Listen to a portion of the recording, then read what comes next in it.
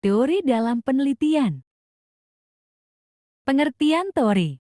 Teori adalah alur logika atau penalaran yang merupakan seperangkat konsep, definisi, atau proposisi yang disusun secara sistematis.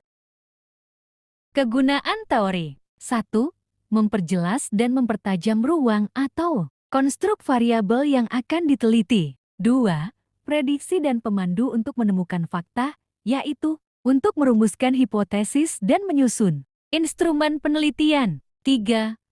Pengendali atau kontrol, yaitu untuk membahas hasil penelitian, selanjutnya digunakan untuk memberikan saran dalam upaya pemecahan masalah. Teori dalam penelitian kuantitatif. Dalam penelitian kuantitatif, teori yang digunakan harus sudah pasti karena akan berfungsi untuk memperjelas masalah yang teliti sebagai dasar untuk merumuskan hipotesis dan sebagai referensi untuk menyusun instrumen penelitian.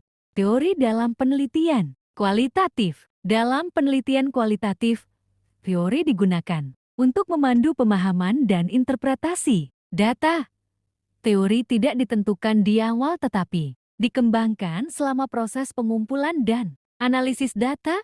Peneliti bisa menggunakan lebih dari satu teori untuk melihat suatu fenomena dari berbagai sudut pandang. Sumber bacaan yang baik harus memuat 3 kriteria, yaitu 1. Relevansi, berkenaan dengan kecocokan antara variabel yang diteliti dengan teori yang dikemukakan. 2.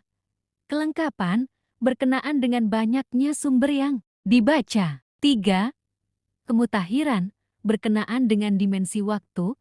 Semakin baru sumber yang digunakan, maka akan semakin mutakhir teori. Langkah mendeskripsikan teori. 1. Tetapkan nama dan jumlah variabel yang diteliti. 2. Cari sumber bacaan sebanyak-banyaknya dan yang relevan dengan variabel penelitian. 3.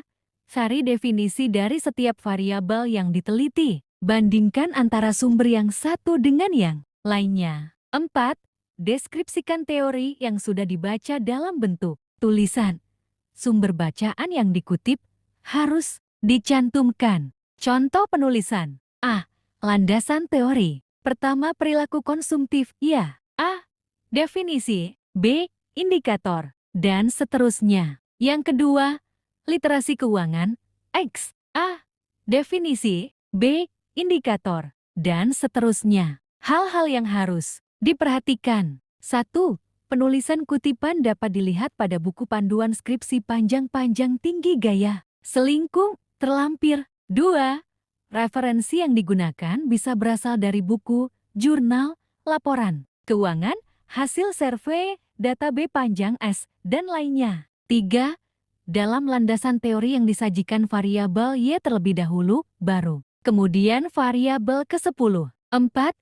Definisi setiap variabel berasal dari berbagai pendapat ahli. Kemudian dibuat sintesis atau simpulan. Simpulan dari definisi variabel akan digunakan sebagai definisi konseptual yang ada di bab 3 pada bagian instrumen penelitian. 5. Setiap variabel harus ada indikatornya. Hal ini berguna dalam membuat kisi-kisi instrumen yang ada di bab 3. Pendidikan itu penting agar hidupmu enggak genting. Thank you.